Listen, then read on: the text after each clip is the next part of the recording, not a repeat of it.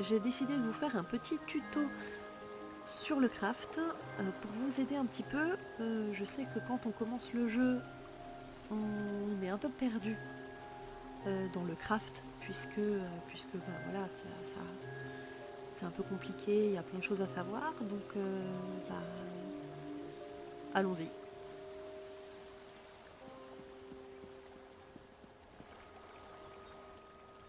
Donc dans les ateliers, vous avez l'atelier de couture, vous avez l'atelier de joaillerie, l'atelier de forge, le travail du bois, vous avez l'atelier d'alchimie et d'enchantement et de cuisine. Et ça, cet atelier, c'est l'atelier de tenue. On va pas en parler, ça ne concernera pas le craft à proprement parler. On va regarder ce que cet atelier de couture peut nous apprendre. Donc vous avez différents onglets dans l'interface de craft. À savoir qu'il est possible que mon interface soit légèrement différente de la vôtre puisque j'ai des add-ons et je sais pas s'il y en a qui influent là-dessus ou pas actuellement.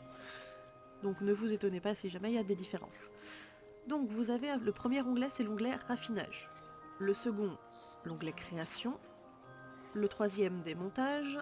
Le quatrième, amélioration. Le cinquième, recherche. Et le dernier, c'est les plans. Donc là, c'est les modèles. C'est tout ce qui concerne le craft de meubles. Tout ça, c'est pour le housing, du coup. Et donc, les premiers, c'est le craft de stuff, effectivement. Donc, dans l'onglet raffinage, vous voyez différents compos. C'est des composants que vous avez récupérés dans la nature. Du coup, quand vous récupérez n'importe quel composant de craft dans la nature, il va falloir le raffiner. Donc, vous avez par exemple là le cuir pourpre, les lanières de cuir pourpre, pardon, vous les récupérez sur les mobs. Et avant de pouvoir les utiliser effectivement pour le craft, il faudra les raffiner. Et le raffinage, ça va vous donner différents compos. Donc on va raffiner un petit peu de cuir et on va voir ce que ça peut nous donner. Alors vous voyez là, il y a le saphir, c'est une pierre de style qui va servir à crafter, à donner un style en fait à votre craft. Et en dessous, vous aviez du cuir pourpre. Le cuir pourpre qui lui va vous servir effectivement à crafter du stuff. Là vous aviez un diamant aussi. Et le fait de raffiner, ça vous donne aussi des trempes.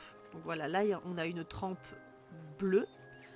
Cette trempe va vous servir à améliorer la qualité de votre craft.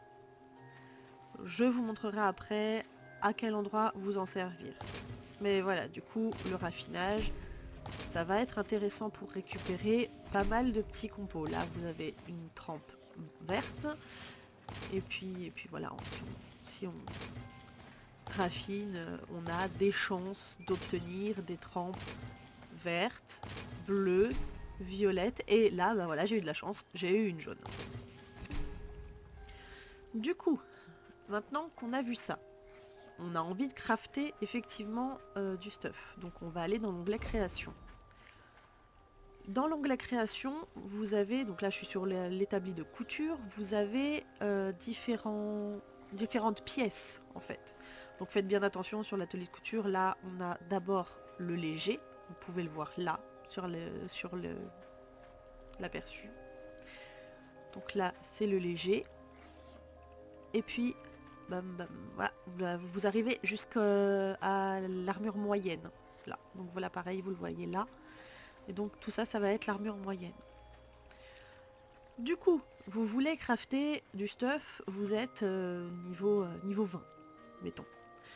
Là, vous allez sélectionner, donc vous voyez ça, celui-là, ce compo-là, le jute, du coup, elle va du niveau 1 à 14. Vous pouvez crafter du stuff de niveau 1 au niveau 14. Bon, vous êtes du niveau 20, donc vous allez choisir le second. Le second, il va du niveau 16 au niveau 24. Bah parfait, c'est que c'est le bon. Du coup, vous voyez les petits moins et plus. vous montez d'un cran sur le plus, vous êtes là, vous êtes sur du craft niveau 18. Un petit coup encore et vous êtes sur du craft niveau 20, c'est pareil. Donc, ça vous nécessite voilà 10 lins pour créer la robe en lin. Bon, du coup, si vous voulez le créer, bam, vous faites fabriquer et vous l'avez dans votre inventaire. Et c'est nickel. C'est ce qu'il faut. Ensuite, vous avez aussi les styles. Donc vous pouvez changer le style de l'armure. Donc vous voyez, là, il y a les petits aperçus qui s'affichent. Et donc selon la pierre de style que vous allez utiliser, le style, donc vraiment, hein, l'armure elle-même va changer en fait. Ce ne sera pas le même dessin en gros et ce sera pas, fera pas le même effet sur vous. Du coup, il faudra faire attention à bien choisir quel style vous voulez, sauf si vous allez le changer sur un atelier de tenue. Mais ça, on verra plus tard éventuellement à parler de ça. Pour pouvoir crafter différents styles, il faudra que vous ayez appris les styles en question. Donc les styles s'apprennent en apprenant en fait des motifs artisanaux. Là vous voyez, donc ça c'est Inventory Insight, c'est aussi un add-on qui me permet de voir tout ce que j'ai sur tous mes persos. Du coup, je sais que sur le personnage, j'ai des motifs artisanaux. Là, j'ai le plastron de la Ligue des Assassins et les jambières d'OMR. Ça veut dire que si je double-clique dessus et que je l'apprends, ce personnage sera capable de créer ce style. Ce personnage uniquement. Quand vous apprenez un motif avec un personnage, c'est uniquement le personnage qui l'a appris qui pourra le crafter.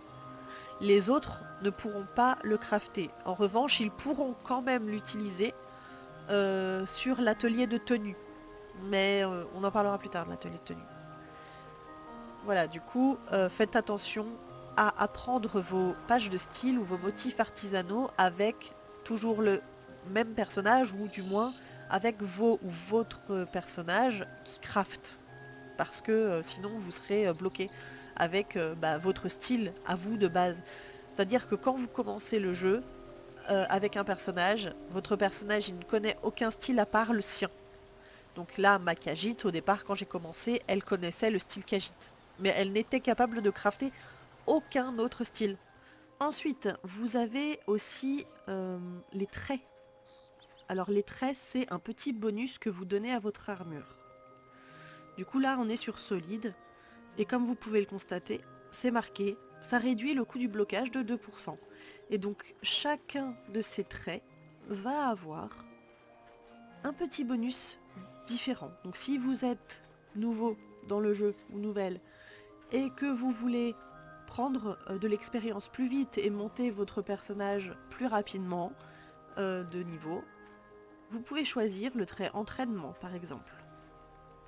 Le trait entraînement augmente l'expérience que rapportent les ennemis tués. Du coup, voilà, vous avez le choix de prendre tel ou tel trait. Mais c'est pas si simple, encore une fois. C'est pas si simple en fait, parce que les traits, vous les connaissez pas de base. Pour les connaître, il va falloir les apprendre et ça va prendre du temps. Donc je vais vous montrer maintenant le moyen de connaître les traits. Et je reviendrai sur le craft effectivement ensuite. Donc pour connaître des traits, vous allez donc dans l'onglet recherche. Il va falloir faire une recherche de traits. Donc je vais vous montrer un add-on. Moi j'utilise l'add-on Craft Store. C'est un peu la base dans le craft. Craft Store vous montre les traits, tous les traits que vous connaissez. Donc là vous voyez, ça a l'air un peu d'une usine à gaz quand on ne connaît pas, mais ça vous aidera à terme. Vous voyez que par exemple moi je connais déjà, donc dans la forge je connais déjà la cuirasse, je connais tout ça, de traits en fait, tout cela. Euh, donc si vous voulez suivre au plus proche vos traits à prix, utilisez Craft Store.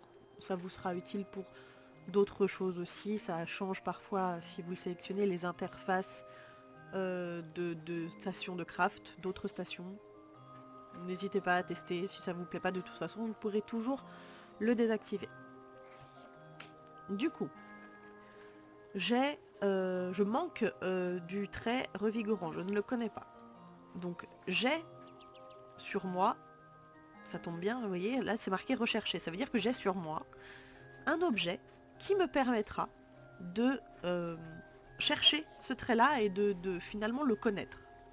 Donc je double-clique sur revigorant et je vois que dans mon inventaire, j'ai la robe artisanale qui a le trait revigorant, qui a été fabriqué pour le coup par un autre de mes personnages, niveau 1.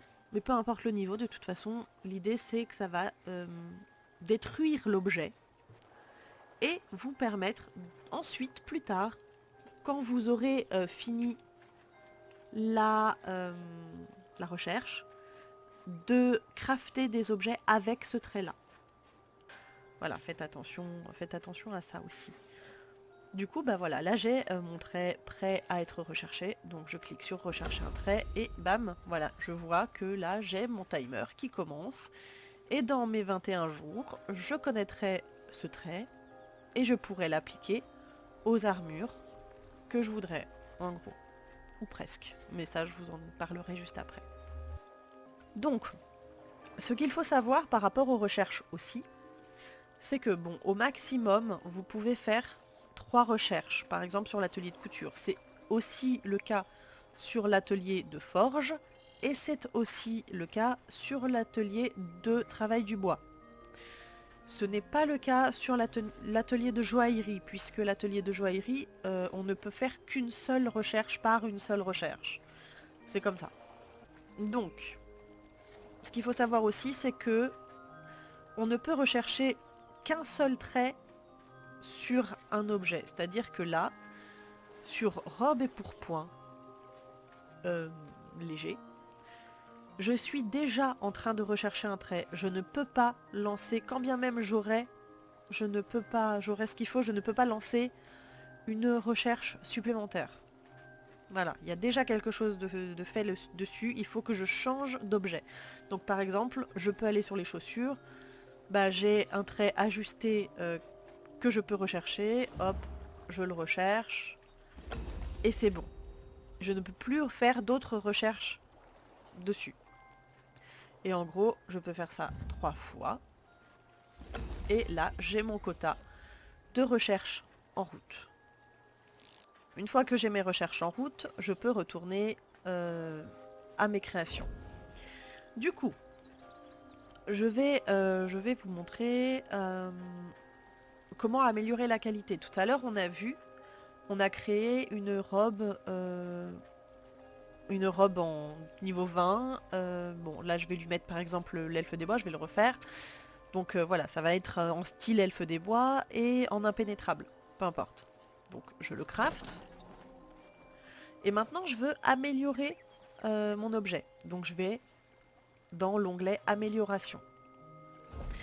Bon, dans l'onglet amélioration, comme vous pouvez le constater, j'ai énormément de stuff dans ma banque. Donc voilà, ça va mettre peut-être un peu de temps pour que je retrouve ce que je viens de créer.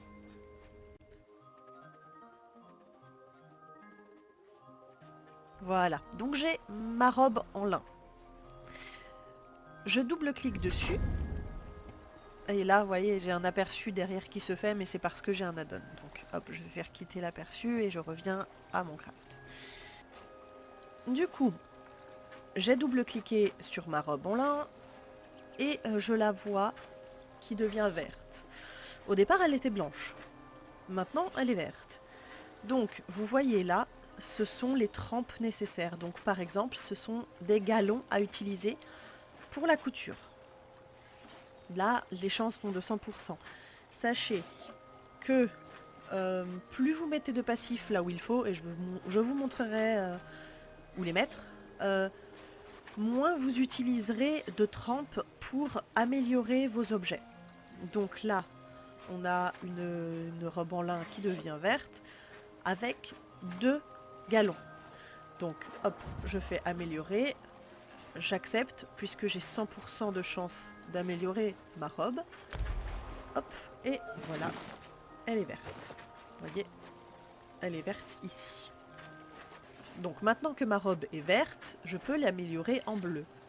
Je pourrais ensuite l'améliorer en violet et ensuite l'améliorer en jaune. Et plus j'utilise, plus j'améliore mon objet et plus j'utilise de trempe. Donc là, ce sera 3 broderies. Ensuite, ce sera 4 trempes violettes. Et par contre, pour les jaunes, bam, du coup, on est sur 8. 8 cire de drogue. Sachant que les trempes jaunes sont rares, hein, donc plus difficiles à avoir, et qu'elles coûtent beaucoup plus cher aussi à acheter dans les magasins de guildes.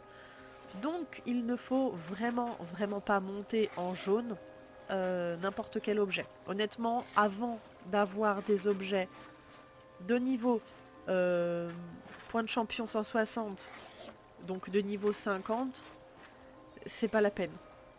Ne montez pas des objets qui ne sont pas PC 160 en jaune. Ce serait du gâchis, vraiment. Gardez bien toutes les trempes jaunes que vous allez avoir, surtout quand vous débutez, puisque vous allez en avoir besoin bien plus vite que vous ne pensez. Bien sûr, si monter des objets en jaune ne vous intéresse absolument pas, parce que par exemple le raid ne vous intéresse pas, parce que c'est vrai que ça peut être intéressant en raid, ça peut être intéressant en PVP, si vous avez envie de pousser très fort la connaissance d'une de ces catégories de jeux, oui, non, là, effectivement, vous pouvez les vendre. Ça vous fera beaucoup de PO. Et si, par exemple, voilà, votre trip, c'est plutôt le housing, et ben, vous aurez de quoi acheter ce qu'il faut pour faire des objets, quoi. Voilà, en gros. Mais dans l'absolu, si vous êtes intéressé par le raid ou par le le PVP, gardez bien vos trempes. Elles vous aideront. Du coup, j'ai ma robe en lin verte. Bon, pour le coup, elle me sert à rien. Donc, c'est pratique, je vais pouvoir aller la démonter. J'ai d'autres choses à démonter en plus, donc c'est bien, je vais pouvoir vous montrer.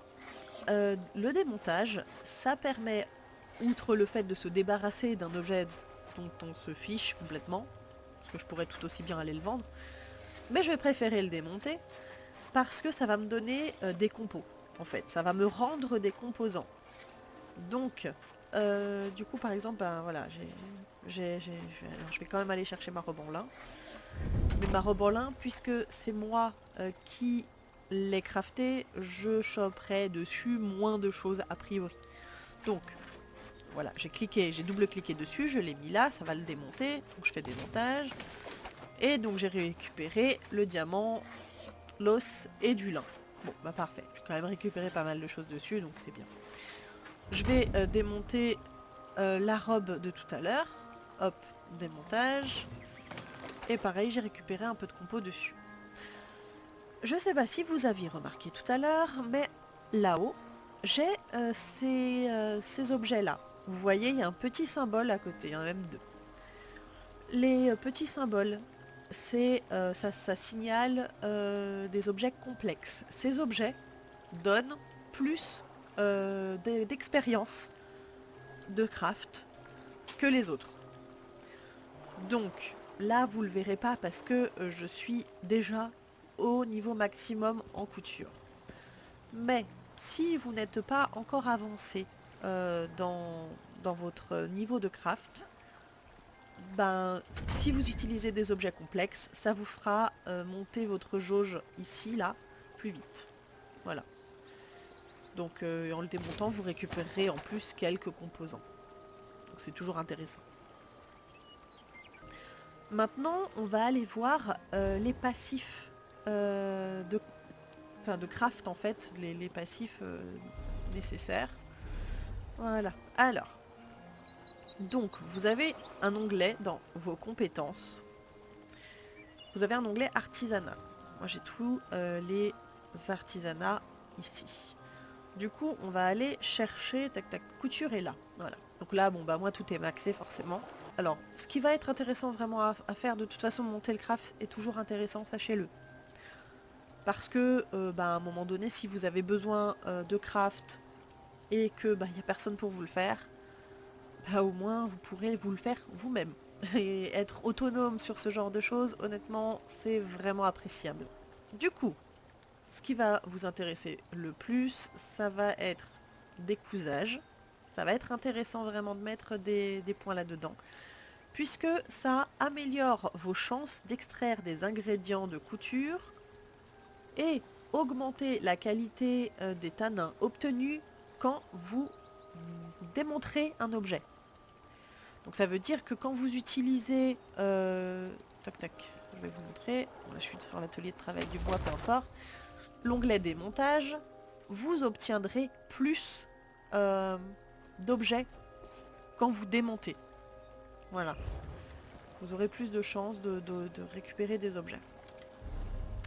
Ensuite, vous avez la surpiqûre. Ça aussi, ça va vous intéresser puisque ça va diminuer le temps de recherche.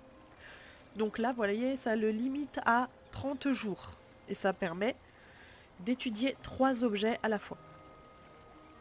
Donc ça vous fera gagner beaucoup de temps aussi de le monter, de l'avoir à fond. Et vous avez expertise en tanin. Bon là c'est parce que je suis en couture, je crois que ça n'a pas exactement le même nom sur tous les types de craft, mais de toute façon c'est le même principe sur ces 3, et même joaillerie, on ira jeter un œil, mais joaillerie a ça aussi. Du coup, l'expertise en tanin, ça vous permet d'augmenter la chance d'améliorer des objets avec les tanins. C'est-à-dire que si vous n'avez pas monté ce passif, vous devrez utiliser énormément plus de tanins, plus d'objets de trempe en fait, pour être à 100% sûr que votre objet va bien passer avec la bonne couleur, quoi. Dans les passifs, vous avez aussi sur les 3 dont je vous parlais tout à l'heure, donc le travail du bois, la forge et la couture, et également la joaillerie, et aussi sur l'enchantement. Je crois qu'il y a aussi sur l'alchimie, donc en fait quasiment tous finalement. Vous avez l'observation réactif ou l'observation observation rune, vous voyez. Ça fait que dans la nature, les compos seront plus faciles à voir. Donc il y a une espèce de brume qui apparaît au-dessus, qui vous signale « Ah, regarde là, il y a tel objet ». Voilà. Ça vous permet de moins les rater, en fait. Du coup, vous savez, la joaillerie aussi. La joaillerie, c'est le même principe, hein, ça va être les mêmes onglets.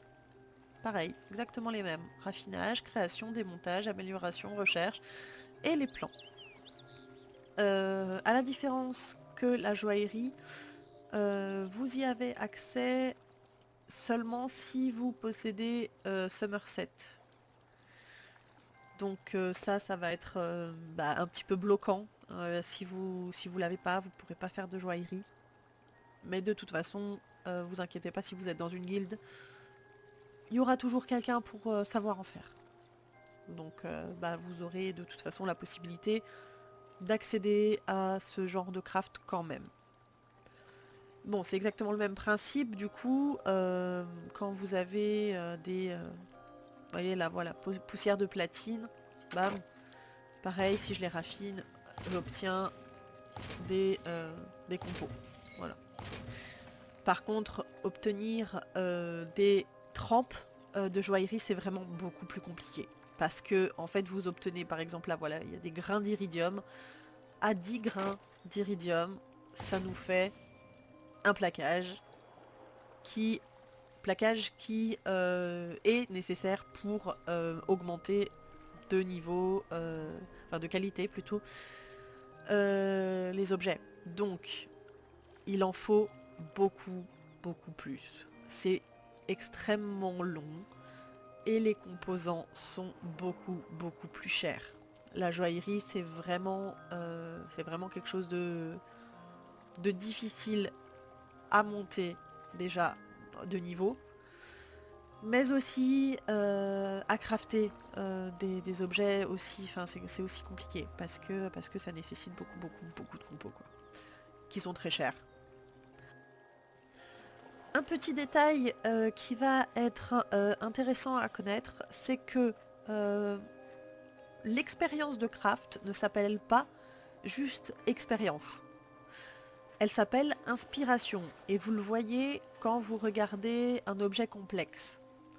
Il y a marqué augmente de 280% l'inspiration et le nombre de matériaux raffinés, blablabla. Donc l'inspiration, ça équivaut tout simplement à l'expérience de craft. Ne cherchez pas trop loin.